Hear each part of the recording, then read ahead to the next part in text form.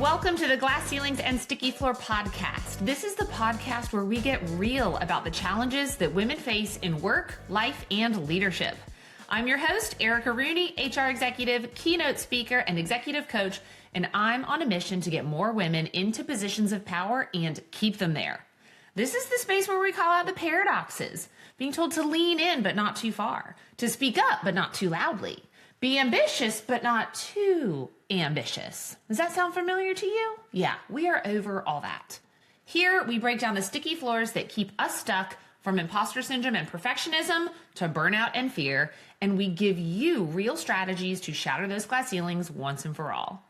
So if you're ready to rewrite the rules, own your power, and take your career and life to the next level, you're in the right place. Now, I'm gonna need all y'all who are listening to get ready to meet a transformation expert who is proving that having it all doesn't have to mean doing it all until you break. Today's guest is a seasoned corporate leader turned holistic health and life coach who helps high-achieving women reclaim their vitality without walking away from their ambitions. And y'all, I'm thrilled about this because so often, so many people have told me to be less stressed, I should be less ambitious. And y'all, that does not work here. But we are bringing Elizabeth Webb, who is the founder of Positively Elizabeth, to the show, where she blends her background in high-stakes corporate environments with deep expertise in nutrition and mindset. So y'all, she's just bringing all the things that I love together.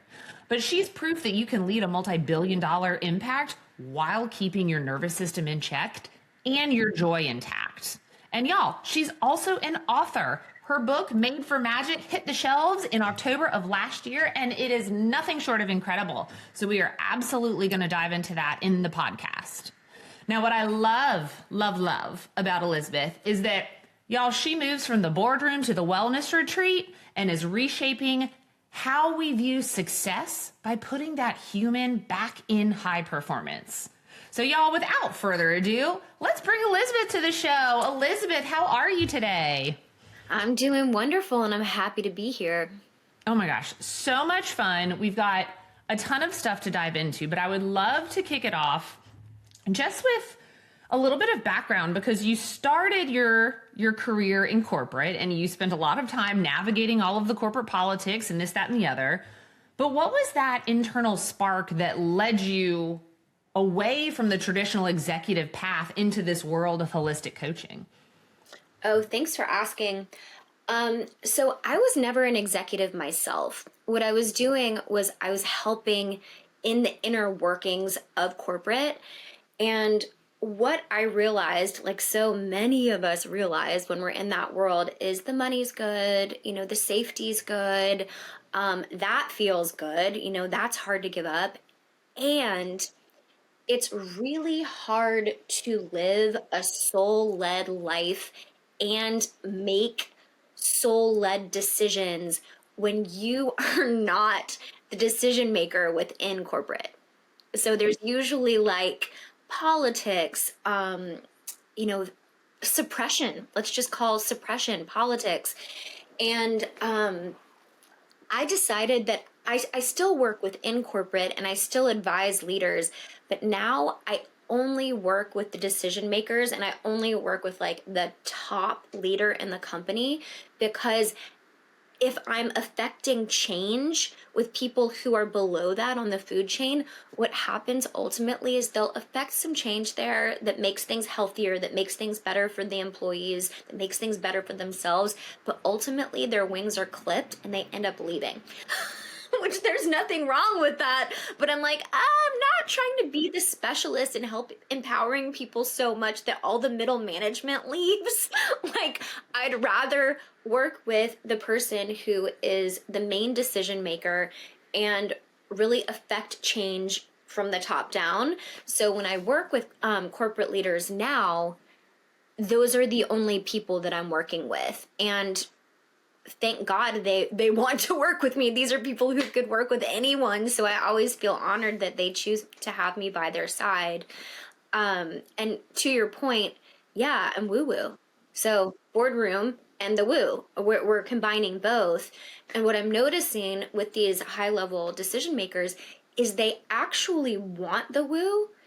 if they feel like it works. So they're open, they'll sit in the ayahuasca circle, they'll do the EMDR therapy, they'll do, all of these things that are kind of fringe in that world if they see a result and if they really trust the person that's advising it. Not that I'm advising ayahuasca, honestly, I've never done it, but I was just using an extreme example, right? Okay, so many things we can unpack here, but I was a chief people officer for so long, and I would see the struggles. Yeah, but I would see the struggles that, the people who were not in the executive team would feel and that they would face. And I would often have to advise them to look, you're either on the boat or you're off the boat, but you ain't driving the boat. And I know sometimes that can be hard to hear. And yes, you have to consider the money and you have to consider safety. We all work for dollars, but when it's pulling you away from your own core values, and that's what I really advise to people. I would hear people complain all the time about corporate this and corporate that. And it's look, you will hit a breaking point wherever you are if the value conflict is so different. And that's because your soul is so aligned to those core values. And it's exactly why I ended up leaving corporate, is because the company I had worked for, their core values had completely shifted away. And even as a chief people officer, I didn't have the ability to change it, right? Because we all report to somebody. And that somebody had their own ideas about where they wanted the ship to go. And so I decided I got to get off this boat, Totally. It's a very specific personality type that can last in that environment long term without feeling like they're selling their soul. Absolutely. And some people can do it, and some people can do it for the rest of their life. And I've noticed there's a certain personality type that can compartmentalize and really just see it for what it is. It's almost like being in a marriage where you're like, hey, does this light my soul on fire? Do I really feel seen, heard, and understood? Not really, but I also don't want to be alone. And it works for me in these ways. It works enough that I'm going to keep this going and get my needs met for that in other ways. So it's a very practical pragmatic personality type that I see that I'm more power to you. If it's meeting your needs, stay. Yes. If it's not, but a lot of us have this itch, this spark, this fire within us that's just at a certain point, it's going to feel like you're rattling a cage, and you'll either, God forbid, attract some sort of or create some sort of illness where you have to leave, or you'll choose to leave on your own terms, healthy and well. Yeah, the woo in me really does say that if you're called to do something, the universe really will make it impossible for you to not do the thing, but it might hurt a lot in the meantime if you're not just kind of rolling with it. But Elizabeth, I would love to ask, for you, do you have a moment that you could share where you realized that your soul was not being fed and that you were sacrificing it for, who knows what, corporate gods? So many moments that have been like that throughout my life. One of them, there's been moments, I'm recalling a moment where I was in San Francisco. Now I live in Austin, Texas, but at the time, I was in San Francisco, and I always maintained my private practice. So I was seeing private clients, but I was also in this position of having the honor of being the first female employee at an all-male self-development company. And I was thrilled at that glass ceiling that was being broken, that it was had only been men, they only served men, and then they were like, you know what, she's the one that we can bring in, and this will be our first woman. So I was so delighted from breaking through a glass ceiling, but also my own excitement was okay, I am the one. I can help bring consciousness to this company. I can help bring communication skills. I can help bring this. And I got in there, and they were just nothing of what I was hoping. And I was not able to affect the change in the way that I had dreamed of affecting the change. And everything that you could think could be toxic at a company, like, woo, we know what that means. It was there.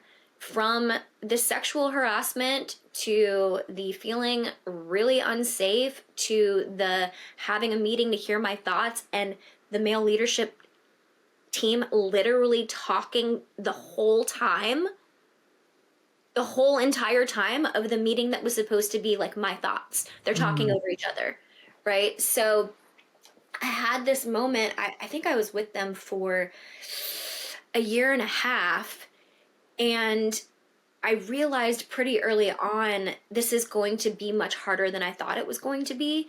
I almost left multiple times. I affected as much change as I could. And then I really had to sit with myself and say, and I invite the listener, your soul listener, to ask, like, who am I trying to prove something to? Because it's not me anymore. If you're trying to prove something to yourself, that's one thing. Like if you're going beyond your own personal glass ceiling and going, okay, I'm not going to leave because I feel uncomfortable. I'm not going to leave because this is hard. I'm not going to leave and let that guy win. I'm going to stay because I'm proving this to myself and this is between me and me. That's a different thing. And you could say that that's not advisable either on some levels. But I had gone through my personal boundaries yeah, I did mean to say that was a Freudian slip. I did mean to say that word. I had gone through and overridden some of my personal boundaries, but I'd also broken through my upper limits, and my work there was done. And it was that meeting where they were like, okay, we need to hear Elizabeth's thoughts. Elizabeth got the microphone never in that meeting. And at the end of it, they kind of like looked at each other and they were like, oh, yeah, she didn't talk. Oh, well, time's up. We all have places to go. Okay. And like the boardroom dissipated and I was like, what are we doing here? And I think that everything that I was proving on principle to myself, my work was complete. And now I was proving beyond, like I was proving something culturally. I was proving that a woman could make it. I was proving, but not to me. Not to God, not to my soul. So the staying on principle, it had expired. And I put in my notice, and I've never felt so free as when I put in my notice. Like the part of me that felt like I had to on principle, I really let that go. And that's something that I continue to release at different moments of my life, especially when I realize, and this is something that I keep having to check myself on, especially when I realize I'm mostly doing it for other people. I have a blind spot around this because I think, I'm doing the right thing. I'm doing the right thing. I'm doing the right thing. And then I'll check myself somewhere along the way when I'm feeling exhausted or martyred and go like, who am I really doing this for? Who's this serving? This righteousness that I feel like that's not the highest part of myself. So I'm bleeding my energy to something that's not actually mine, which means I'm out of alignment. We need to correct this, Elizabeth. I love talking about this idea of being like the only. And I got to give a plug for my girl, Angela Chi, who wrote a book called The Power of the Only. And I think there is a lot of great power in being the only in many instances, but also in situations, especially like yours, it can be really frustrating. It could be angering. Like you could feel all of these different emotions. And the reason I want to drill down here is because I know that we have people who are listening who are like, I am the only. You fill in the blank, right? Executive on the team, the woman in the PM group, what have you. Woman of color. Yeah. Right. Woman of color, LGBTQ plus, the only Black LGBTQ plus person. Like there are so many. because we live in such a diverse world, but you know, in corporate world, it doesn't look like that. And so I guess what I want to ask you is, if you're not in that position to leave yet, right?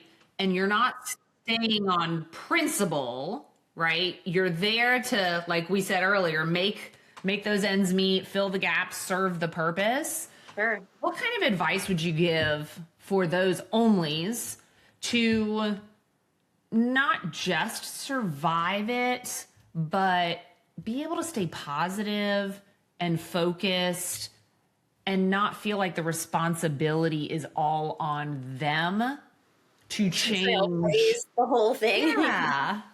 That's a beautiful question.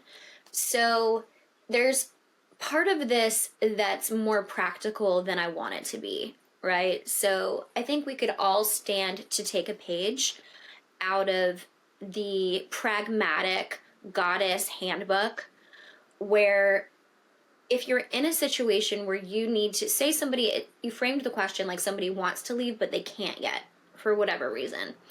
So I'll answer it that way. If you want to leave, but you can't yet, there's multiple things to do. First one is there must be some compartmentalizing that happens in your system, like the marriage that you can't leave yet, right? Like women stay in all kinds of bad marriages because they feel that they can't leave yet, financially or because of the kids or because of practical reasons. And to not be tortured in that scenario, you really have to concentrate on how it's serving you for a period of time. So the first thing I would say is put an end date in your calendar so that your soul and your subconscious knows this isn't forever. So when you experience the injustice or the whatever it is that's toxic constantly, when you're experiencing that, your subconscious and your soul is not going, and this is forever. It's like, no, it's not forever. It's for the next 9 months.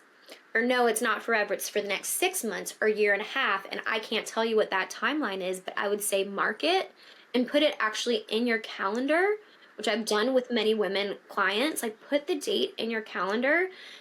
Even if something were to happen with the date where you had to extend a bit, having that will calm a piece of you that's like, I can't handle this forever. Also, too, really concentrating on the safety that you're getting and amplifying that for yourself as much as possible. So like utilizing the tools that you're being provided, you know, whether it's the insurance, whether it's the this, whether it's that, the perks, the gym, the everything that's cushy about that, really like using those things.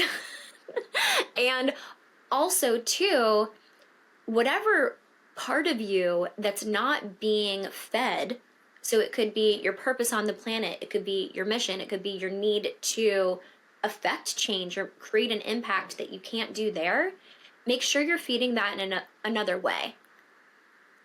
So that your soul is going like, okay, well, no, I'm not in love with this environment or what I do. Like, I'm not going to be able to be the one that trailblazes this to the top at this company, or I could, but it's going to kill my spirit over time. Take that fire to change the world or be, you know, advocate for the only, and use it in another way. Maybe mentor a young girl who's the only in her situation and funnel that desire so that need in you is getting met. That's good. That's good advice, because I know so many women who do feel stuck, you know, and they're biding their time, but it's just so stressful when you're in that situation. And so with all that being said, go ahead, say that again. A lot of toleration, and I would say toxic toleration. And that's why it's so important to put the end date in that you can handle. I love that toxic toleration. Do you really feel you can do this without, like, you know, whatever? Losing your shit? Getting sick, punching a wall, like losing your shit, right? Going off on somebody. And for everyone, that number is going to be different, and it needs to be realistic for your financial situation. Yep. 100%. And I'm not one of these irresponsible coaches that's like, just burn the bridges. Well, I've seen a lot of people do that and put themselves in really bad situations. So once in a blue moon, it works out and you'll hear stories like that. But we don't often hear the stories of like extreme stress and crisis that can cause being that reactive about your choices. So create a bridge for yourself. Create a bridge. That's it. Well, I'm going to create a bridge and we're going to take a left turn away from surviving toxic workplaces. Yeah. And we're going to talk about joy because this is what your book, Made for Magic, is all about. I think the tagline is a practical guide from survival mode to soul satisfying joy. Yes. And I got to be honest with you, girl, that sounds fantastic. Yeah. I don't know that I know that many women that really feel like they have this soul satisfying joy. It feels so aspirational. So I need the download from you. Totally. How do we get it? What kind of things can we start to put into place so that we can bring more joy into our lives? Sure. So the first thing that needs to get addressed when I talk about soul satisfying joy is the epidemic of exhaustion. Because the epidemic of exhaustion is real. We all know it. And what that creates for women is they think they don't have time or bandwidth to create soul satisfying joy because in their off time, they're just either resting or what I call blabbing. There's nothing wrong with blobbing. Blobbing is like, I mean, there might be something wrong with it. It's the doom scroll. It's the binging a show 2 seasons and calling that rest. Like that's something else. That's blobbing. That's checking out. That's numbing after you just like worked your ass off for somebody else's vision all day long or whatever. And the time that you had left, there's numbing or there's just passing out. There's just that's what's happening. So in order to talk about soul satisfying joy, we need to address that that's something that's happening. And I'm not going to tell you you need to quit your job in order to create soul satisfying joy. You don't. However, you do need more spaciousness and bandwidth. And what I would recommend doing, the practical goddess part of me is going to say, schedule things that make you feel alive. Put them in your calendar. You may need an accountability partner actually to get there, depending on your personality type. I actually do. Like if I'm exhausted and I'm burning the candle at both ends, I'm not going to miss that improv class or that dance class, that salsa class, if I have a friend meeting me there. But if I don't have a friend meeting me there, the chances of me canceling on myself are high. Yep. They shouldn't be, but they are. So it's like, know thyself and set yourself up for success around that. Put in your calendar things that bring you alive. And if you don't know what they are, I would say take this on as a research project that fast forward to the end of our life, which we're all going to have that deathbed moment where you're taking your last breath. That woman, that version of you is going to wish that you'd done this all along. That if you don't know what brings you joy because you're too exhausted to even metabolize that question, you're like, ugh. If that question annoys you, that lets me know that you need it more than anyone else I know. Like there's, because I get that from women. They're like, self-satisfying joy. Ugh. Like how about a glass of wine and a nap? And I'm like, I hear you. And also too, I'm hearing a soul call for more expansion and that being in your calendar. That's a non-negotiable. Yeah. So if you know what that is, but you're just not doing it, it needs to go in the calendar. And it needs to be held as sacred as a client meeting or whatever that thing is that you cannot miss, that doctor's appointment that took months to get. It needs to be held with that level of sacredness. And as a culture, you know, burned out women, which most of us are, on some level, we're not going, I'm going to put this in my calendar and hold this sacred that lights my soul on fire and replenishes me, because we always think it's for another day. And I'm going to propose to you that it's not for another day, and that over time it will replenish you and give you life back. But at first it's counterintuitive because you think you're too exhausted to start. Yeah. I think where we really struggle with this, though, Elizabeth, is like, number one, we live in a capitalistic society. So we always want more, more, more, and we always want to do it faster, faster, faster.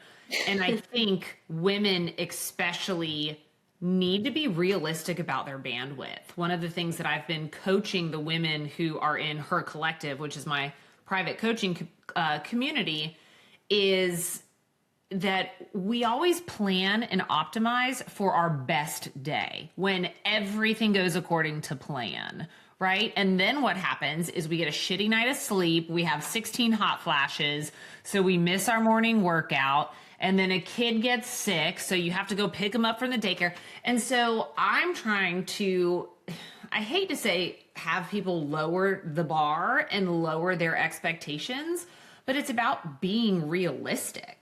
Sure. Yeah.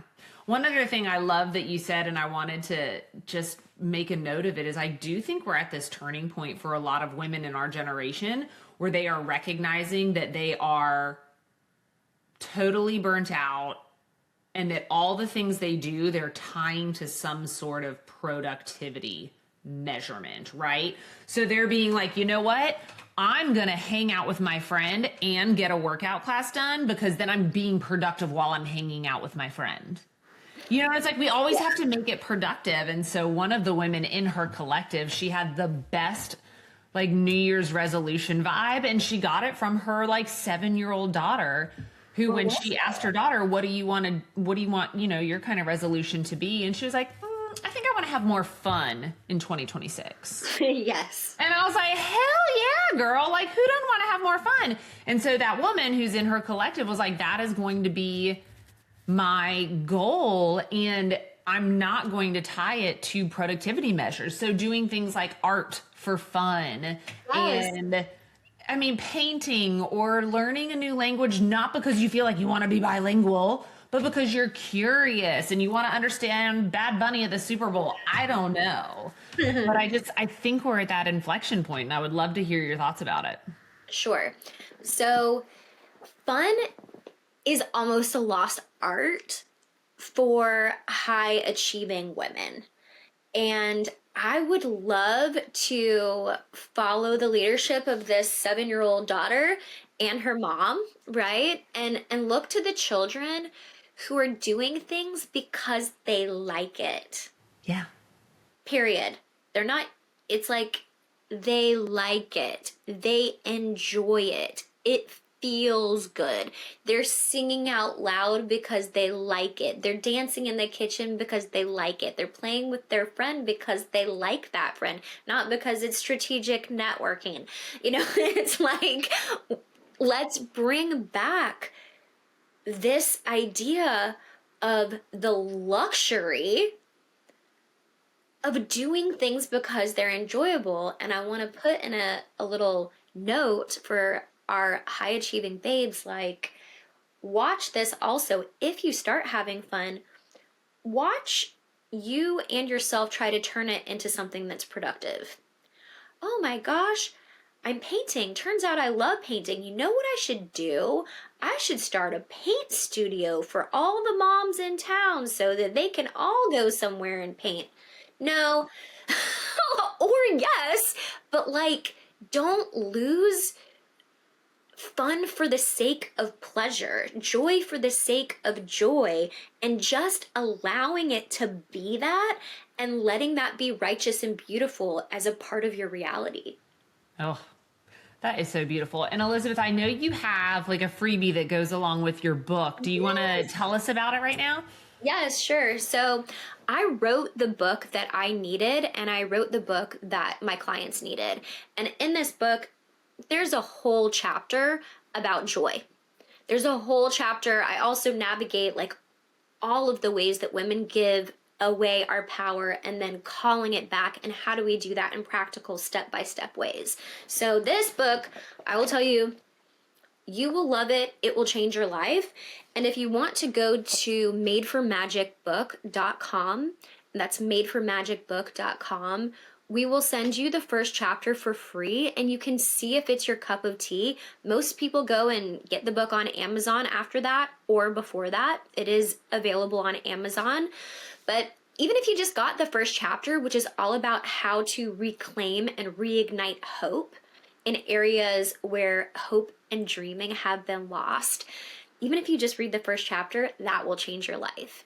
So that's my gift to you, and it's been such a pleasure to share my energy and my light with you. It's just been a joy. Oh my gosh, I love it. And I'm going to say, y'all, don't waste your time just getting a free chapter. Go get the whole damn book, okay? Like, it is worth it, right? The audiobook is also out now. The audiobook just dropped last week. So if you want to listen to me read you a lullaby that's going to wake you the fuck up while you're working out, go for it. A lullaby that wakes you the fuck up. That is a beautiful... Yeah, I'll read it to you. You can be on the elliptical and I'll be reading it to you. You can do that. I give you permission. Oh my gosh, Elizabeth, thank you so much for coming, for sharing your joy and your magic and everything that you have done for this book and for all the women that you work with. Now, y'all, if today's conversation lit a fire under you, don't keep it to yourself, okay? Share this episode with a friend, drop a review. Let's keep the conversation going. Bonus points if you share it on LinkedIn, okay? Remember, your potential is limitless, and the only thing standing in your way are those sticky floors. But you have the power to break through them. So go out there, take up some damn space, and let's shatter some ceilings together.